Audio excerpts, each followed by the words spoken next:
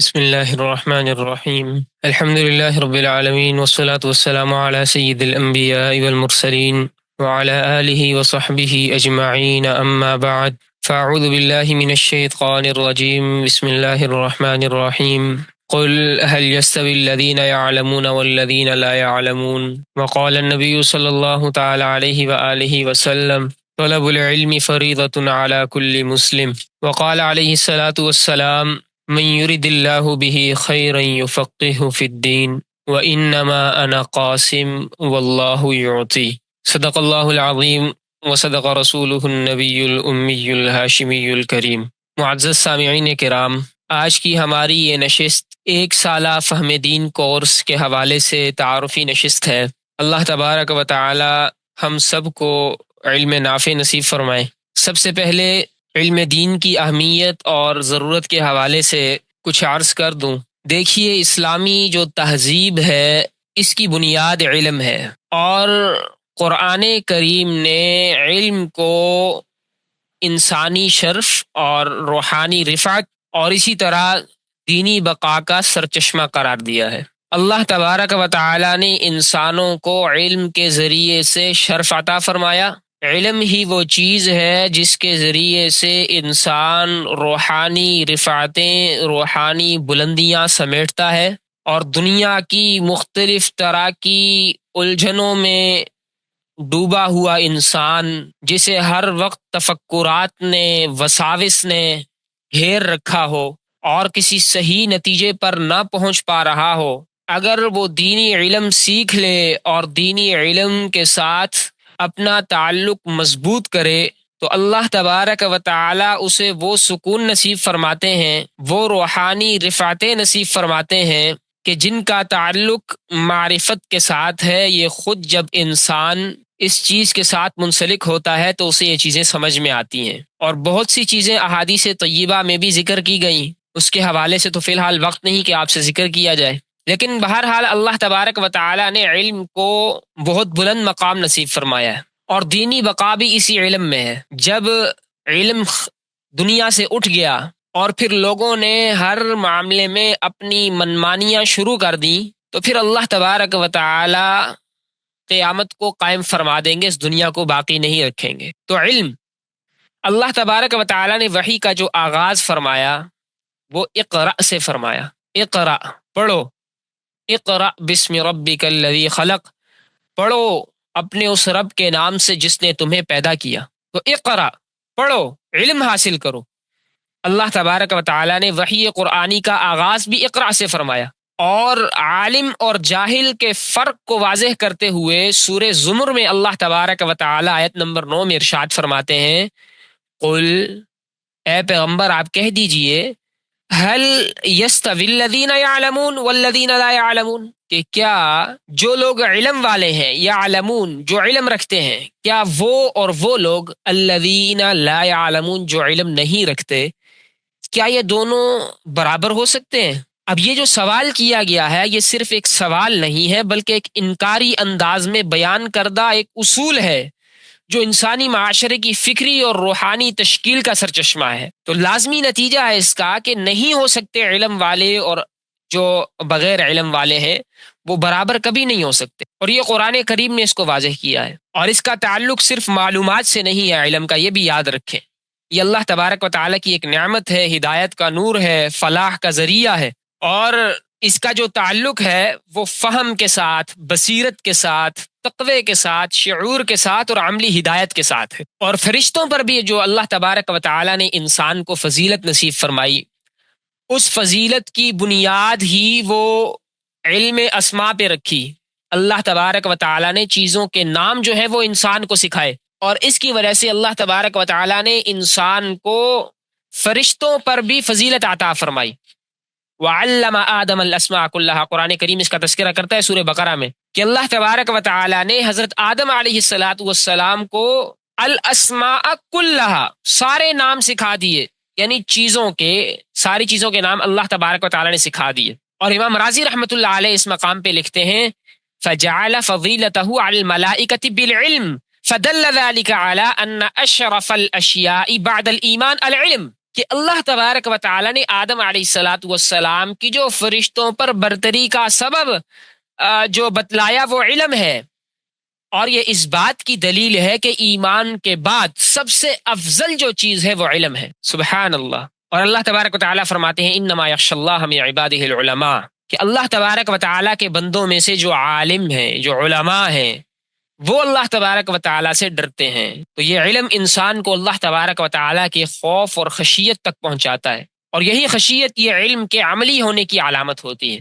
اور جیسے شروع میں جو آیت آپ سے عرض کی قل هل يستوي الذين يعلمون والذين لا يعلمون، اس کے بارے میں تفسیر رازی میں امام فخر الدین رازی رحمۃ اللہ علیہ لکھتے ہیں المراد بالذین يعلمون الذین يعرفون اللہ وشرائعه ويتفکرون في آیاته، کہ علم والے اور بغیر علم والے برابر نہیں ہو سکتے۔ تو علم والوں سے مراد کون ہیں؟ تو علم والوں سے مراد وہ لوگ ہیں الذین یعرفون اللہ وشرائعہ، جو اللہ کو پہچانے، اللہ تبارک و تعالیٰ کی شریعت کو سمجھیں، اور اس کی آیات میں، نشانیوں میں غور کریں۔ اور لا یعلمون سے مراد وہ لوگ ہیں جنہوں نے دین کا فہم حاصل نہیں کیا، اللہ تبارک و تعالیٰ کو نہیں پہچانا، اور جن کی زندگی خواہشات کے تابع ہو کے جہالت میں بسر ہو رہی ہے۔ تو یہ جو تقابل قرآن کریم کے اندر بیان کیا گیا اہل علم کا اور ان لوگوں کا جو اہل علم نہیں ہے، یہ ان دونوں کا تقابل اس بات کی دعوت دیتا ہے کہ علم وہ صرف ظاہری معلومات کا نام نہیں ہے، بلکہ دینی بصیرت، ایمانی آگہی اور روحانی شعور کا مجموعہ یہ علم کہلاتا ہے۔ اللہ اکبر۔ اور بہت سی جگہوں پر قرآن کریم نے علم کا اور اہل علم کا تذکرہ کیا۔ آج کل ہم علم تلاش کرنے کے لیے ایسی جگہوں پر دھکے کھا رہے ہیں، عام طور پر عموماً مسلمان، کہ جہاں پر روحانیت کا ذرہ بھی نظر نہیں آتا۔ ایسی جگہوں پر جا کر دین حاصل کریں گے جہاں سے انہیں جہالت کی ڈگریاں تو مل سکتی ہیں، لیکن وہ علم جو نبی اکرم صلی اللہ تعالی علیہ وسلم کی میراث کی شکل میں ہم تک منتقل ہوتا آیا ہے، وہ علم وہاں پر نہیں مل سکتا۔ اللہ تبارک و تعالی ہم سب کو علم نافع نصیب فرمائے، علم دین کا حقیقی نور نصیب فرمائے۔ اور یہی علم دین وہ نور ہے جس کے بغیر عبادت اندھیرے میں ہے، اور دعوت جو ہے وہ بے راہ ہے، اور فقہ جو ہے وہ بے سمت ہے۔ نبی اکرم صلی اللہ تعالی علیہ وآلہ وسلم کا ارشاد ہے، سنن ابن ماجہ میں موجود ہے، طلب العلم فریضۃ علی کل مسلم، کہ علم کا حاصل کرنا یہ ہر مسلمان پر فرض ہے۔ طلب العلم فریضۃ علی کل مسلم، تو اپنی ضرورت کے بقدر دین کا علم سیکھنا وہ ہر مسلمان پہ، چاہے وہ مرد ہو عورت ہو، اس پر یہ فرض ہے۔ تو ایک چیز ہوتی ہے کہ کوئی ضرورت پڑی کسی کو، کسی عالم سے کوئی مسئلہ پوچھا اس نے، یہ بھی ضروری ہے، کوئی ضرورت پیش آئی تو کسی عالم سے مسئلہ پوچھ لیا۔ اور دوسری چیز ہے مستقل طور پہ دین کے اصول اور مسائل کا اتنا علم سیکھنا کہ جس سے انسان دین کے جو عام احکام ہیں انہیں معلوم کر لے، خود بھی اپنے آپ کو شیطان کے مکر و فریب سے بچا لے، گمراہ لوگوں کے شکوک و شبہات سے محفوظ کر لے، اور اپنے متعلقین کو بھی۔ اتنا علم سیکھنا یہ ہر مسلمان پر لازم ہے، واجب ہے۔ اور اس علم کی مقدار کیا ہے؟ تو اس کا دار و مدار یہ ہر دور کے حالات کے مطابق مختلف ہے، اور خصوصاً اس دور میں اس کی ضرورت زیادہ ہے۔ اللہ اکبر۔ جبکہ گمراہ لوگ ہر طرف اپنی دکانیں لگائے بیٹھے ہیں، تو ایسے حالات میں نبی اکرم صلی اللہ تعالی علیہ وآلہ وسلم سے اپنی یہ روحانی نسبت جوڑنا، اور نبی اکرم صلی اللہ تعالی علیہ وآلہ وسلم کی اس میراث کو حاصل کرنا جو حضور اکرم صلی اللہ تعالی علیہ وآلہ وسلم اپنی امت کے لیے منتقل فرما کر گئے، حضرات صحابہ سے ہوتی ہوئی آج ہم تک پہنچی، اس میراث کو حاصل کرنا، اس کی ضرورت آج کل باقی ادوار کی بنسبت زیادہ ہے۔ اور ایک انسان ہے وہ زندگی کے جس شعبے کے ساتھ منسلک ہے، جڑا ہوا ہے، اور اس کے ساتھ جو اکثر مسائل پیش آتے ہیں، اور دوسرے انسان کے ساتھ وہ چیزیں پیش نہیں آتی، تو انسانوں کے اندر بھی فرض علم کے اعتبار سے تفاوت ہے۔ ایک انسان پر، ایک تاجر ہے مثال کے طور پر، انسان وہ تجارت کرتا ہے، تجارت کے حوالے سے عمومی مسائل سیکھنا اس کے لیے لازمی ہے، ضروری ہے۔ اور دوسرا غیر تاجر ہے، اس کا کوئی اور کام ہے، تو وہ اس حوالے سے ان چیزوں کو سمجھے، سیکھے۔ اور جو چیزیں ہر مسلمان کے ساتھ متعلق ہیں، جیسے نماز ہے، روزہ ہے، اگر وہ صاحب زکوٰۃ ہے، نصاب ہے تو اس پر زکوٰۃ ہے، حج ہے، جتنے دین کے فرائض ہیں ان کے حوالے سے بھی علم سیکھنا، حاصل کرنا اتنا اتنا علم حاصل کرنا کہ جس سے انسان خود کو شیطان کے مکر و فریب وغیرہ سے بچ جائے اور گمراہ لوگوں کے شکوک و شبہات سے محفوظ رہ سکے، اتنا سیکھنا یہ انسان پر ضروری ہے، لازم ہے۔ تو طلب العلم فریضۃ علی کل مسلم، یہ حدیث میں آتا ہے کہ علم کا سیکھنا یہ ہر مسلمان پر، چاہے وہ مرد ہو عورت ہو، جو مسلمان بھی ہو، اس پر علم کا حاصل کرنا فرض ہے۔ اللہ اکبر کبیرہ۔ اور حضرت امام شافعی رحمۃ اللہ علیہ فرماتے ہیں طلب العلم افضل من صلاۃ النافلہ، کہ علم حاصل کرنا یہ نفل نمازوں سے افضل ہے۔ اسی طرح امام ابو حنیفہ رحمۃ اللہ علیہ فرماتے ہیں العلم افضل من الجہاد الا فی حالت التحام الصفین، جہاد اسلام کا بہت بڑا اور اہم فریضہ ہے۔ جہاد حدیث میں آتا ہے کہ اسلام کی کوہان کی بلندی ہے، اور امام صاحب کا قول ہے کہ علم جو ہے یہ اس سے بھی افضل ہے۔ ہاں، اگر صفیں آمنے سامنے ہو جائیں دشمنوں کی، مسلمانوں کی اور دشمنوں کی صفیں آمنے سامنے ہو گئیں تو اس وقت جہاد کو مقدم رکھا جائے گا۔ ویسے یہ ہے کہ انسان علم حاصل کرتا رہے۔ اللہ اکبر۔ اور امام احمد بن حنبل رحمۃ اللہ علیہ فرماتے ہیں الناس الی العلم احوج منہم الی الطعام والشراب، کہ لوگوں کو جو علم کی حاجت ہے، علم کی جو ضرورت ہے، وہ کھانے پینے سے بھی زیادہ ہے۔ لوگوں کو جو علم کی حاجت ہے نا، وہ کھانے پینے سے بھی زیادہ ہے۔ کھانے پینے سے زیادہ ضروری انسان کے لیے علم ہے۔ دیکھیں قرآن میں اللہ فرماتے ہیں فَاعْلَمْ أَنَّهُ لَا إِلَهَ إِلَّا اللَّهُ، جان لو کہ اللہ کے علاوہ کوئی معبود نہیں۔ یہاں سے بھی یہ نکتہ لیا گیا کہ اعلم، یہاں پہ علم کا تذکرہ ایمان سے بھی پہلے ہے۔ انَّهُ لَا إِلَهَ إِلَّا اللَّهُ، علم ہوتا ہے تو انسان ایمان لاتا ہے، ایمان تو سب پر مقدم ہے، لیکن یہاں پر اللہ تبارک و تعالیٰ نے علم کا تذکرہ کلمے سے پہلے کیا ہے، اور اس کو جس ترتیب سے جس مناسبت سے لائے ہیں تو اس سے اہل علم نے یہ نکتہ اخذ کیا ہے۔ اللہ اکبر۔ اور جیسے آپ کو بتا دیا کہ نماز کا علم ہو گیا، طہارت کا علم ہو گیا، روزوں کا، عقائد کا، اور اسی طرح معاملات کے اعتبار سے جو بنیادی شرعی معلومات ہیں یہ ہر بندے کے اوپر فرض عین ہیں، اور اس کے علاوہ جو باقی ہے وہ فرض کفایہ ہے۔ تو اللہ تبارک و تعالی ہم سب کو اہل علم میں سے بنائے۔ مسلمانوں کو خصوصاً اس دور میں علم کی اور اہل علم سے جڑنے کی شدید ضرورت ہے۔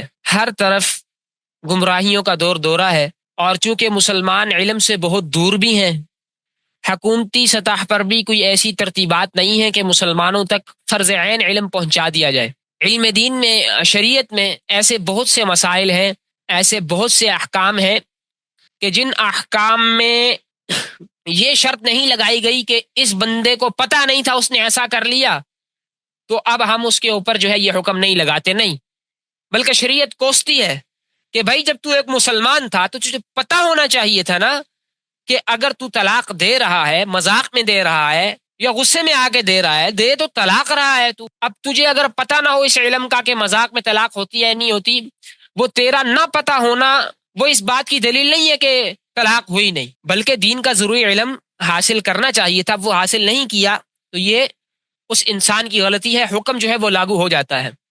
بہت سے احکامات میں یہ چیز جو ہے وہ شریعت نے اس کی لا علمی کو بہانہ نہیں بنایا، تو ایک مسلمان کو دین کے ضروری مسائل کا وہ علم ہونا چاہیے۔ تو اسی ضرورت کے پیش نظر الحمدللہ ایک سالہ فہم دین کورس کی بنیاد مدرسہ کے تحت رکھی گئی ہے، اور اس میں جو نصابی کتب ہیں ان کا مختصر سا تعارف آپ کے سامنے عرض کر دیتے ہیں۔ ایک سالہ فہم دین کورس میں جو پہلی کتاب زیر نصاب ہے وہ ہے تفسیر فہم قرآن۔ اس کی مکمل تفسیر تو عرض نہیں کی جائے گی، لیکن سورہ بنی اسرائیل، سورہ کہف اور سورہ مریم، یہ 3 صورتیں یہ نصاب میں باقاعدہ شامل ہیں تفسیر فہم قرآن سے۔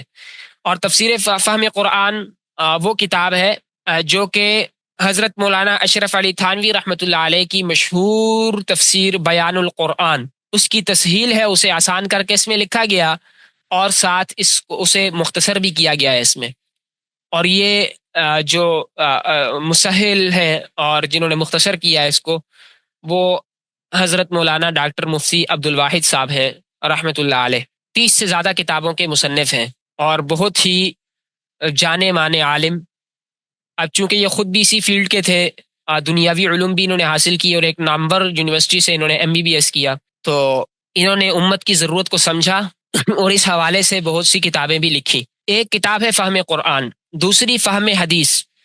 اس میں تمام ضروری موضوعات کے اوپر نبی اکرم صلی اللہ تعالیٰ علیہ وآلہ وسلم کی حدیث کو جمع کیا گیا ہے، اور ساتھ پھر ان کا تشریحی ترجمہ کیا گیا ہے۔ بہت مفید مجموعہ ہے، عبادات، عقائد، اخلاق، معاملات، ان تمام پہ نبی اکرم صلی اللہ تعالی وسلم کی احادیث کو جمع کیا گیا۔ اردو میں پہلے عنوان قائم کرتے ہیں، عنوان قائم کرنے کے بعد پھر اس کے تحت حدیث لاتے ہیں، حدیث سے اس کا حکم بیان کرتے ہیں۔ تو بہت مفید اور بہترین کتاب ہے۔ اور تیسری جو کتاب ہے وہ ہے ثمرۃ الفقہ۔ اس کتاب میں 1000 سے زائد فقہی مسائل جو ہیں ان کے احکام ذکر کیے گئے ہیں، 1000 سے زائد۔ تو یہ کتاب بھی نہایت مفید اور معتبر اور مستند کتاب ہے۔ چوتھی جو کتاب ہے جو شامل نصاب ہے وہ ہے اصول دین، یہ بھی ڈاکٹر صاحب کی ہے رحمۃ اللہ علیہ۔ اللہ اکبر۔ اصول دین، اس کتاب میں انہوں نے دین کے اصول کو بیان کیا۔ مثال کے طور پر وحی کے مباحث ہیں، اس میں تفسیر کے اصول ہیں، حدیث کے اصول ہیں، اسی طرح اجماع امت اور قیاس کے حوالے سے بھی بہترین گفتگو فرمائی اور اس کو ذکر کیا۔ علم فقہ کے حوالے سے، اصول فقہ کے حوالے سے، فقہی قواعد کے حوالے سے، اصول اجتہاد، اصول تقلید، اصول سنت و بدعت، ایمان اور کفر کے اصول، سب کو تفصیل کے ساتھ اس میں بیان کیا گیا ہے۔ تو انتہائی نافع کتاب ہے۔ اس سے ایک انسان کو، ایک تو ہم تفسیر کرتے ہیں، قرآن کریم کی تفسیر ہے، چلو بیان کی جا رہی ہے، اب ہر ایک قرآن کریم کی آیات کو لے کے اپنی منمانی سے یہ فتنے پھیلے ہوئے ہیں، باقاعدہ وہ تفاسیر کر رہے ہیں۔ تو ہم تک جو اصول نبی اکرم صلی اللہ تعالی وسلم کے پیارے صحابہ سے، نبی اکرم صلی اللہ علیہ وسلم سے، سلف صالحین سے جو ہم تک جو چیزیں پہنچی ہیں، وہ تفسیر کے اصول کیا ہیں، اسی طرح باقی چیزیں سب کو تفصیل کے ساتھ اس میں بیان کیا گیا ہے۔ اسی طرح اسلامی عقائد کے حوالے سے آج کل عقائد پر بہت ڈاکے ڈالے جا رہے ہیں۔ اللہ تبارک و تعالیٰ کی ذات، اللہ تبارک و تعالیٰ کی صفات کے حوالے سے ایک مسلمان کے کیا عقائد ہونے چاہیے، حضرات انبیاء کرام علیہم الصلاۃ والسلام کے حوالے سے کیا عقائد ہونے چاہیے، نبی اکرم صلی اللہ تعالی علیہ وسلم کی ختم نبوت کے حوالے سے انسان کا کیا عقیدہ ہونا چاہیے، اس بارے میں دلائل کیا ہیں، اس بارے میں حضرات صحابہ کرام سے کیا جو ہے وہ تفاسیر منقول ہے، قرآن خود اس بارے میں کیا کہتا ہے۔ اسی طرح علامات قیامت، تقدیر کے حوالے سے، اسی طرح نبی اکرم صلی اللہ تعالی وسلم کے جو امتیازات ہیں، آسمانی کتابیں، شفاعت کا عقیدہ، امامت و خلافت کی جو ہے بحث، اسی طرح معجزات اور دلائل نبوت، فرشتوں کے حوالے سے عقائد کا بیان، جنت اور دوزخ، ایمان اور کفر، نبی اکرم صلی اللہ تعالی علیہ وسلم کی حیات کے حوالے سے عقیدہ، جنات کے حوالے سے کیا عقائد ہونے چاہیے اور وہ کیسی مخلوقیں کیا ہیں، حضرات صحابہ کرام رضوان اللہ تعالی علیہم اجمعین کے حوالے سے کیا عقائد ہونے چاہیے، اور شرک کے حوالے سے بھی بہت سی تفصیلات، سب کچھ الحمدللہ اس کتاب میں اسلامی عقائد کے اندر بیان کیا گیا ہوا ہے۔ یہ بھی حضرت ڈاکٹر مفتی عبد الواحد صاحب کی کتاب ہے۔ اس کے بعد سیرت خاتم الانبیاء، چھٹی کتاب، سیرت خاتم الانبیاء، یہ حضرت مولانا مفتی محمد شفیع صاحب رحمۃ اللہ علیہ کی کتاب ہے۔ حضرت مولانا مفتی محمد شفیع صاحب رحمۃ اللہ علیہ، انہوں نے یہ مختصر کتاب لکھی سیرت پر، اور اس کا نام بھی اوجز السیر رکھا۔ سیرت کی کتاب بہت مختصر کتاب ہے، اور مختصر ہونے کے ساتھ ساتھ بہت جامع ہے، بہت مستند کتاب ہے، اور بڑے بڑے اکابرین نے اس کتاب کو اور ان کے اس علمی کارنامے کو سراہا ہے۔ تو یہ کتاب بھی الحمدللہ شامل نصاب ہے۔ حضرت مولانا اشرف علی تھانوی رحمۃ اللہ علیہ نے اس کتاب کے اوپر جو شروع میں جو اس کتاب کے شروع میں وہ ان کے حوالے سے لکھا بھی ہوا ہے، وہ انسان پڑھے تو دنگ رہ جاتا ہے۔ اللہ اکبر۔ تو وہی فہم دین کورس کے نصاب میں شامل ہے۔ اور اس کے ساتھ ایک اور کتاب ہے سیرت مصطفیٰ، حضرت مولانا محمد ادریس کاندھیلوی رحمۃ اللہ علیہ کی، اس کی جلد نمبر 2، اور وہ دوسری جلد مکمل طور پر غزوات و سرایا پر مشتمل ہے، نبی اکرم صلی اللہ تعالی وسلم کی جنگی مہمات جن میں نبی اکرم صلی اللہ علیہ وسلم خود شریک ہوئے یا اپنے پیارے صحابہ رضوان اللہ تعالیٰ علیہ اجمعین کے لشکر روانہ فرمائے، ان میں سے کسی ایک کو امیر بنا کے، ان تمام کا تذکرہ ہے۔ اور یہ کتاب ایسی مستند کتاب ہے، اس کے حوالے سے ہمارے ایک استاد محترم فرما رہے تھے کہ میں نے تقریباً 100 کتابیں، 100 کے لگ بھگ سیرت کی کتابوں کا مطالعہ کیا ہوگا، عربی اردو۔ تو ان کتابوں میں، تو جب اس کتاب کا مطالعہ کیا سیرت مصطفیٰ کا، تو فرماتے ہیں کہ یہ کتاب سب سے الگ شان رکھتی ہے، علمی انداز میں بھی، تحقیقی انداز میں بھی، اور جو کچھ اس کے اندر سمو دیا گیا ہے مختصر ہونے کے ساتھ ساتھ صرف 3 جلدوں پر مشتمل ہے۔ تو اس کتاب کی دوسری جلد جو کہ غزوات و سرایا سے متعلق ہے،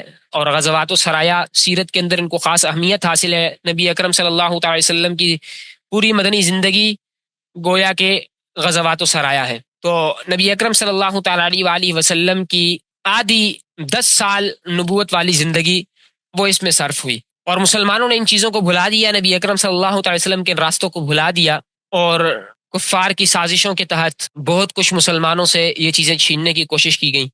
حالانکہ حضرات تابعین فرماتے ہیں کہ ہمیں حضرات صحابہ کرام جو ہیں وہ ایسے یہ مغازی اور سرائے سکھایا کرتے تھے جیسے ہمیں قرآن کی صورت سکھاتے تھے۔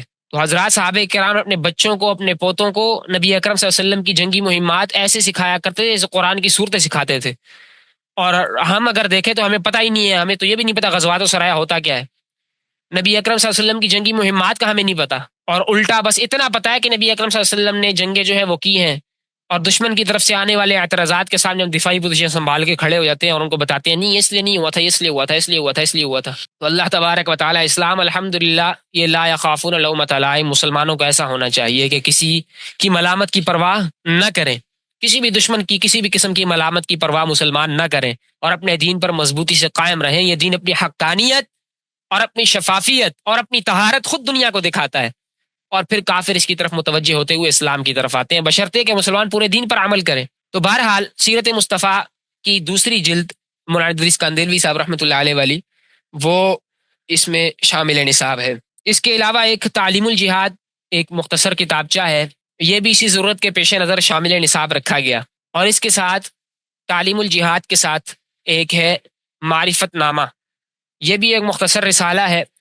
حضرت سید احمد شہید رحمۃ اللہ علیہ انہوں نے سورہ فاتحہ کی ایک تفسیر لکھی تھی مختصر، اور ایک ان کا رسالہ ہے حقیقت الصلاح، نماز کی حقیقت کے حوالے سے۔ تو سورہ فاتحہ کی تفسیر کی اس میں تسہیل ہے، اور حقیقت الصلاح جو نماز کی حقیقت پر اس میں ساری گفتگو کی گئی ہے، کچھ احکام ہیں کچھ نماز کی حقیقت ہے اس میں، تو وہ دونوں رسالے اس معرفت نامہ میں اکٹھے موجود ہیں، تو اس لیے اس کو بھی شامل نصاب کیا گیا۔ یہ سلائڈ پر کوئی ٹائم سیٹ ہو گیا جس کی وجہ سے سلائڈ خود آگے چلی جاتی ہے۔ اللہ اکبر۔ اسی طرح نماز کے کلمات مفصلاً وہ انشاءاللہ سکھائے جائیں گے، پڑھائے جائیں گے۔ نماز کے جو کلمات ہیں، نبی اکرم صلی اللہ تعالی علیہ وسلم نے حضرت عبداللہ بن مسعود کو جو التحیات سکھائی، اور باقی جو نماز ہے اس کا طریقہ، اس کے کلمات۔ ہم نماز اللہ تبارک و تعالیٰ کی عبادت کرتے ہیں، لیکن پتہ نہیں ہوتا نماز میں ہم اللہ تبارک و تعالیٰ سے کیا گفتگو کر رہے ہیں۔ ہم اللہ اکبر کہہ کے اللہ تبارک و تعالیٰ کے حضور حاضر ہو گئے، اللہ تبارک و تعالیٰ سے گفتگو شروع ہو گئی، لیکن پتہ نہیں ہوتا کہ کیا گفتگو ہو رہی ہے، اللہ تبارک و تعالیٰ کی طرف سے کیا جواب آ رہا ہے، احادیث میں کیا بیان کیا گیا ہے، ہم کیا کر رہے ہیں، اسلاف کی نماز میں کیا حالت ہوتی تھی۔ تو حقیقت صلاۃ اور معرفت نامہ اور ساتھ یہ نماز کے کلمات، ان کے حوالے سے انشاءاللہ تفصیلی جو ہے بات ہوگی۔ اللہ اکبر کبیرہ۔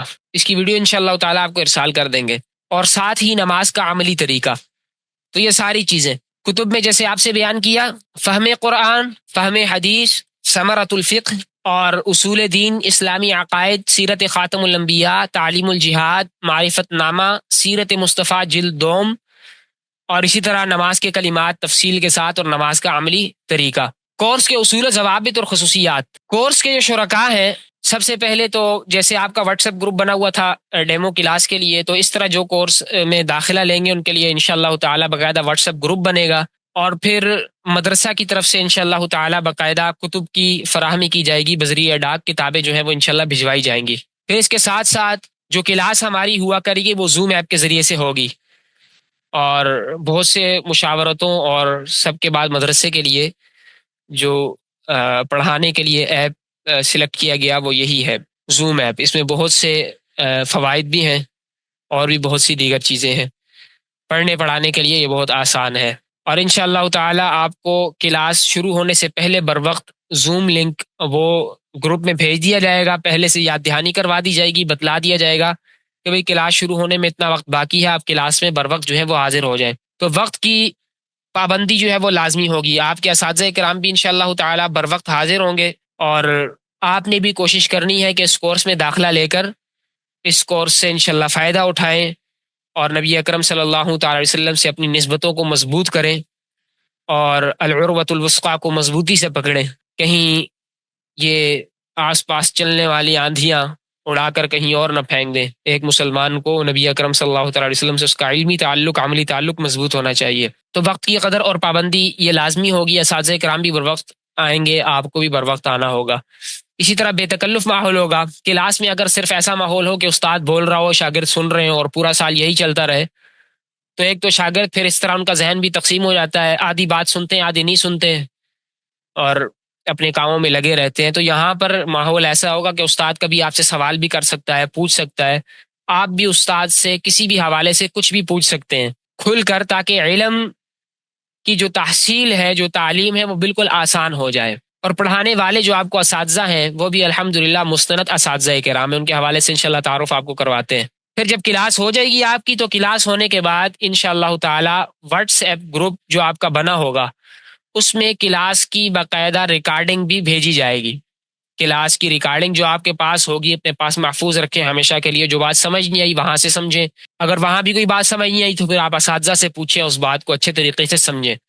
اسباق کی بھی مکمل نگرانی ہوگی. ایک تو استاد پڑھائیں گے آپ کو، اگر اس کے اندر آپ کو یاد کرنے کا وقت دیتے ہیں یا اور کوئی معاملہ ہے اس میں بھی نگرانی ہوگی. اور بعد میں بھی سبق کے حوالے سے کوئی بات سمجھ میں نہیں آتی آپ پوچھ سکتے ہیں کھل کے، اس پر گفتگو کر سکتے ہیں. اور مستقل رابطہ کاری اس طرح رہے گی آپس میں آپ اساتذہ سے بھی رابطے میں رہیں گے، اور مکمل انشاءاللہ تعالی ایک رہنمائی کے ساتھ آپ علم دین جو ہے وہ حاصل کریں گے. اللہ اکبر. آپ کے جو اساتذہ کرام ہیں ان میں پہلے نمبر پہ مولانا محمد نصر اللہ صاحب دامت برکاتہم العالیہ، یہ جامعہ اسلامیہ باب العلوم کہہ روڈ پکا کے فاضل ہیں. اللہ تبارک و تعالیٰ نے انہیں ایک علمی شان سے نوازا ہے، ماشاء اللہ بارک اللہ، اور یہ صاحب تصنیفات بھی ہیں. اللہ اکبر. اور میرے ذمے بھی انشاءاللہ تعالیٰ آپ کے کچھ اسباق ہیں، وہ انشاءاللہ تعالیٰ وہ میں آپ کو پڑھاؤں گا، اسلامی عقائد اور اصول دین. اور تیسرے جو آپ کے استاد محترم ہیں وہ ہیں مولانا محمد ابوبکر سلطان صاحب. انہوں نے جو سند فراغت حاصل کی یہ جامعۃ الصابر بہاولپور سے حاصل کی ہے. تو سارے الحمدللہ معتبر اداروں کے فاضل اساتذہ کرام ہیں. اور پھر مدرسہ کی جو نگرانی ہو رہی ہے وہ بھی باقاعدہ جید علماء کرام کی زیر نگرانی ہے الحمدللہ رب العالمین. اور کورس کے جو نظام الاوقات ہیں وہ بھی ذرا سمجھ لیجئے. کورس کا جو دورانیہ ہے وہ 8 بجے سے لے کے 10 بجے سے لے کے 40 تک ہے. 10:40 تک، 8 سے لے کے 10:40 تک رات کو. تو 8 سے 10:40 یہ تقریباً 2 گھنٹے 40 منٹ بنتے ہیں. اور ان میں آدھا گھنٹہ جو ہے وہ نماز کے وقفے کا ہے، 8:45 سے لے کر 9:15 تک. اور یہ ساری جو ترتیب مرتب کی گئی ہے یہ باقاعدہ مشورے سے کی گئی ہے، اور اس پر کافی دن تک مشورہ چلتا رہا کہ ہم اپنے بھائیوں کے لیے کورس جو مرتب کر رہے ہیں اس میں کیا کیا ہونا چاہیے، کون کون سی کتابیں ہونی چاہیے، اس کا اوقات کیا ہونے چاہیے، کیا نہیں ہونا چاہیے. پھر نماز کا جو وقت رکھا گیا ہے سارے علاقوں کو سامنے رکھ کے اس کے حوالے سے یہ وقت جو ہے رکھا گیا ہے. تو فی الحال جو ہے آدھا گھنٹہ وقفہ ہے نماز کا 8:45 سے لے کے 9:15 تک. تو پہلا جو آپ کا سبق ہوگا وہ 8 سے 8:25 تک 25 منٹ کا ہے. اس میں آپ کو مولانا نصر اللہ صاحب سورہ بنی اسرائیل، سورہ مریم اور سورہ کہف کی تفسیر، یہ فہم قرآن سے، اور کلمات نماز، اس حوالے سے انشاءاللہ تعالیٰ یہ مفصلاً آپ کو پڑھائیں گے.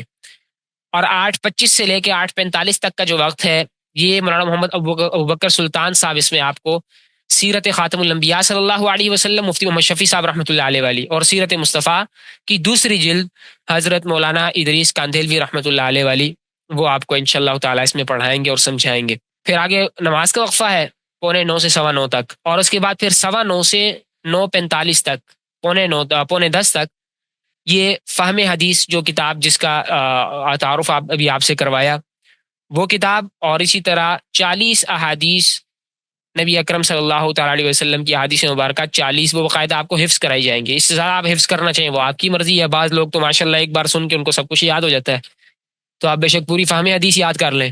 تو بہرحال یہ لازمی ہوں گی 40 حدیثیں یاد کرنا، وہ آپ کو انشاءاللہ تعالیٰ یاد کروائی جائیں گی. پھر 9:45 سے لے کے 10:10 تک ثمرۃ الفقہ جو فقہ کی کتاب جس کا تعارف آپ سے عرض کیا گیا ثمرۃ الفقہ کا مفتی سمیر الدین صاحب والی، وہ باقاعدہ پڑھائی جائے گی. اور ساتھ تعلیم الجہاد. اور پھر 10:10 سے لے کے 10:40 تک یہ 30 منٹ جو ہیں اس میں اصول دین اور اسلامی عقائد آپ کو پڑھائے جائیں گے. تو تمام احباب کو دلی دعوت ہے کہ آپ احباب اس کورس میں شریک ہوں. انشاءاللہ تعالی یہ کورس جو ہوتے ہیں یہ آپ کو ایک پٹڑی پر چڑھانے کے لیے ہوتے ہیں، تاکہ دین کا جو علم ہے اس کے لیے آپ کا دماغ اور آپ کا سینہ کھل جائے اگر آپ اچھے انداز میں اس کو اچھے سے پڑھیں. جب وہ کھل جاتا ہے پھر آگے انسان اساتذہ کی نگرانی میں اپنی ترقی پوری زندگی کرتا رہے، پوری زندگی پڑھتا رہے، مطالعہ کرتا رہے. تو یہاں سے ایک بنیاد بن جاتی ہے، اور بنیاد کے ساتھ ساتھ بہت سی چیزیں بھی انسان سیکھ جاتا ہے. دین کا جو ضروری اور فرض علم ہے وہ بھی انسان سیکھ جاتا ہے، اور اس کے ساتھ ساتھ پھر انسان کے لیے اپنے لیے بھی کافی آسانی ہو جاتی ہے، اور اپنی اولاد کے لیے اور اپنے عزیز و اقارب کے لیے اور سب کے لیے انسان کو بہت آسانی ہو جاتی ہے. تو اب مثال کے طور پر آپ ثمرۃ الفقہ کے اندر قربانی کے حوالے سے مسائل اگر آپ نے پڑھے تو پھر قربانی کا جب موسم آ رہا ہے تو آپ کو اس حوالے سے انشاءاللہ تعالیٰ ٹینشن نہیں ہوگی. اور جو مسائل وہاں پر ذکر نہ ہوئے، مثال کے طور پر آپ کے ذہن میں کوئی سوال آ رہا ہے، اپنے اساتذہ سے پوچھ لیا، اساتذہ نے آپ کو بتا دیا اس کا جواب، تو وہ پھر پوری زندگی انسان کو کام دیتا ہے. اور علم کے ابواب انسان سیکھتا ہے صرف اللہ تبارک و تعالیٰ کی اگر رضا کی نیت ہو تو اللہ تبارک و تعالیٰ اس کو بہت فوائد نصیب فرماتے ہیں، بہت ثواب نصیب فرماتے ہیں. اللہ تبارک و تعالیٰ ہم سب کو علم نافع نصیب فرمائے. اللہ تعالیٰ ہم سب کے علم میں، عمل میں دن دگنی رات چگنی ترقیاں نصیب فرمائے. اللہ اکبر. اور دین کے اس سلسلے کو پوری دنیا میں عام و تام فرمائے. ہم سب کو علم دین کا نور نصیب فرمائے. سبحانک اللہم و بحمدک نشہد ان لا الہ الا انت نستغفرک و نتوب الیک. باقی کورس کے حوالے سے تفصیلات انشاءاللہ تبارک و تعالیٰ پہلے بھی آپ سے عرض کر دی گئی، مزید بھی انشاءاللہ تعالیٰ گروپ میں آپ کو ارسال کر دی جائیں گی. السلام علیکم ورحمۃ اللہ وبرکاتہ.